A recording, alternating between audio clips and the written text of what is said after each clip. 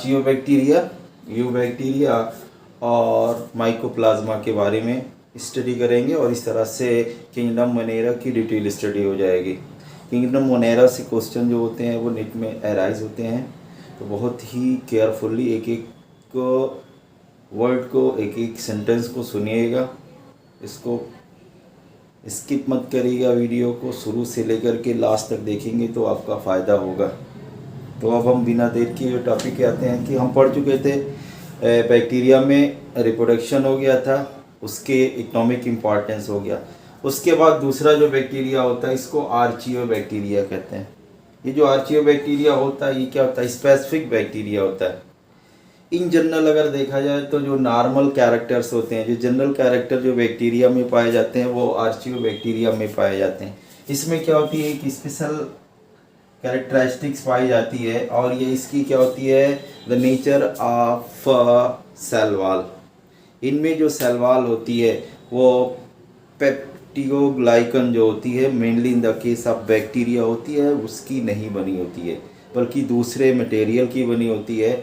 और उस मटेरियल के कारण ही क्या होते हैं, बहुत ही हार्श इन्वायरमेंट में these are the special bacteria that can survive very harsh environment.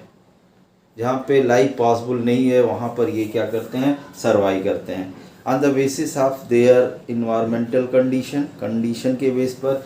ये जो बैक्टीरिया होते हैं तीन तरह के होते हैं। सबसे पहले जो होते हैं इनको हेलोफिल्स कहते हैं। ये ऐसे बैक्टीरिया होते हैं they are grow in very salty area, जो बहुत ही सॉल्टी एरिया होती है वहाँ पर ये क्या करते हैं, ग्रो करते हैं और वहाँ पे सर्वाइव करते हैं। इन जनरल जो होता है यानी जहाँ पे मोर एल्कलाइन मीडियम होता है वहाँ पर हेलोफिल्स जो होते हैं वो ग्रो करते हैं। अब इसमें क्योंकि बहुत सॉल्टी एरिया होगी तो अल्टीमेटली क्या होगा, वाटर के डिहाइड्रेशन की प्रोसेस पाई जाती है और इस वाटर के डिहाइड्रेशन की प्रोसेस को रेगुलेट करने के लिए इसमें क्या होता है, क्लोरीन की शिफ्टिंग होती है। इनकी जो सेल वॉल होती है इस तरह से बनी होती है जिसकी वजह से इनमें वाटर के डिहाइड्रेशन की प्रोसेस को ये क्लोरीन पंप की हेल्प से क्लोराइड पंप की हेल्प से ये क्या करते हैं, बैलेंस किए रहते हैं। इसका एग्जांपल हो गया हेलोकोकस। उसके बाद दूसरा आता है थर्मोएसिडोफिल्स। ये ऐसे बैक्टीरिया होते हैं they can survive in both environment. बहुत ही क्या कह सकते हैं, बहुत ज़्यादा जो इन्वायरमेंटल टेम्परेचर होता है जहाँ पे ज़्यादा टेम्परेचर होता है वहाँ पर भी, और जहाँ पर एसिडिटी ज़्यादा होती है, ऐसे दोनों इन्वायरमेंट में ये आपकी क्या करते हैं, सर्वाइव करते हैं। इन जनरल क्या होता है कि हॉट स्प्रिंग वगैरह हो गया, जैसे वहाँ का जो टेम्परेचर होता है स्प्रिंग वाटर का वो मोर देन 80 होता है। तो इस तरह से ये बहुत ही हार्श इन्वायरमेंट में जहाँ पर बहुत ज़्यादा हीट होती है, जहाँ का टेम्परेचर हाई होता है वहाँ पर, और जहाँ पर ये आपके क्या होता है, एसिडिटी ज़्यादा होती है, एसिड जहाँ पे जाता है, they are love both heat and the acid. और इसका एग्जांपल हो गया thermoplasma. It is the example of thermoacidophiles. तो ये भी एक हार्श इन्वायरमेंट हो गया। उसके बाद तीसरा आता है मेथोजन बैक्टीरिया। ये जितने भी आपके बैक्टीरिया होते हैं ये जनरली आपके कहते हैं majority of them are the anaerobic bacteria. ये जो आपके मेथोजन बैक्टीरिया होंगे ये मीथेन गैस को रिलीज करते हैं and mainly they are found in the gut of ruminant animals. जो हमारे डोमेस्टिक एनिमल्स होते हैं, रूमिनेंट मीन्स हो गया जो ऐसे चौपाए जो अपने माउथ को रोटेट करते रहते हैं, पगोरी करते रहते हैं, उनकी गट में क्या होते हैं, ये पाए जाते हैं। And they can possess special type of the bacteria, for example methanobacterium. ये क्या करता है, सेलुलोज का ब्रेक डाउन करता है और इस तरह से सेलुलोज के डाइजेशन से ये क्या करता है, मीथेन गैस को रिलीज करता है।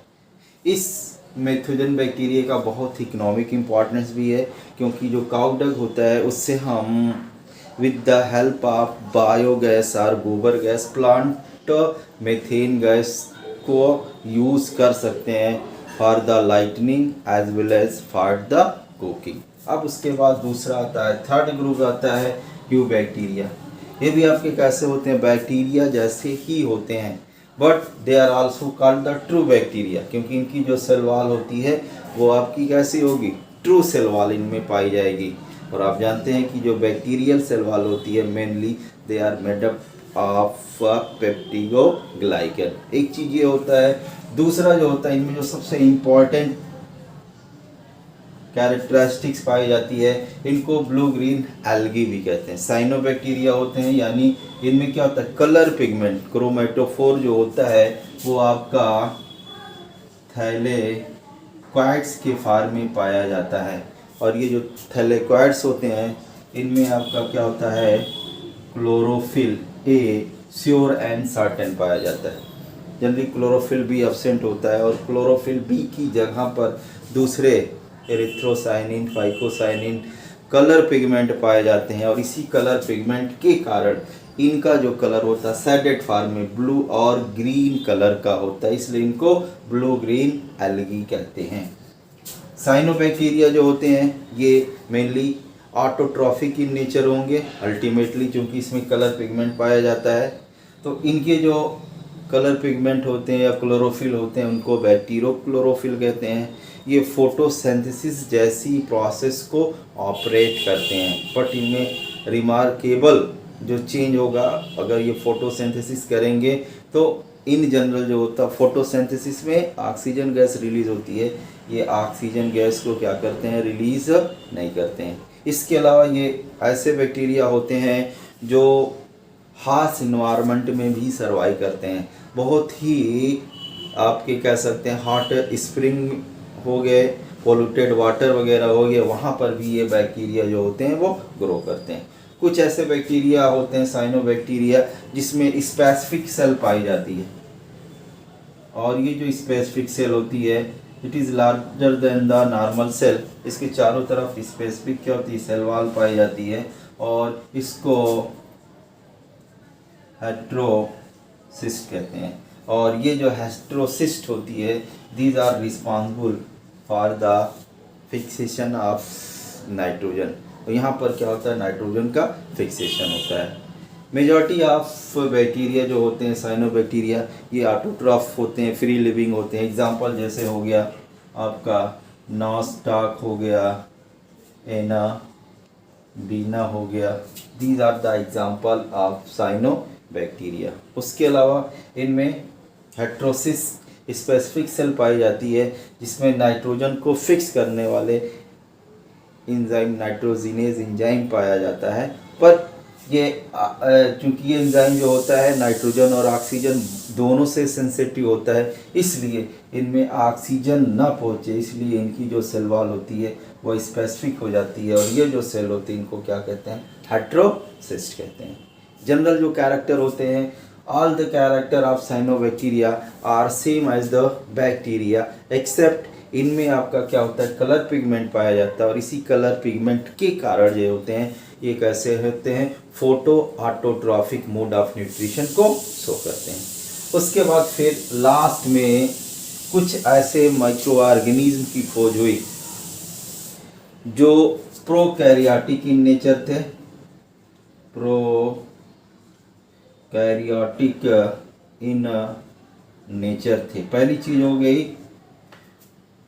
दूसरा क्या था कि ये they are the smaller than the bacteria, क्योंकि इनको जब हम बैक्टीरियल प्रूफ फिल्टर पेपर से पास करते हैं तो ये क्या होते हैं, पास आउट हो जाते हैं। तो इससे पता चला कि ये बैक्टीरिया से भी छोटे माइक्रो ऑर्गेनिज्म की खोज हुई।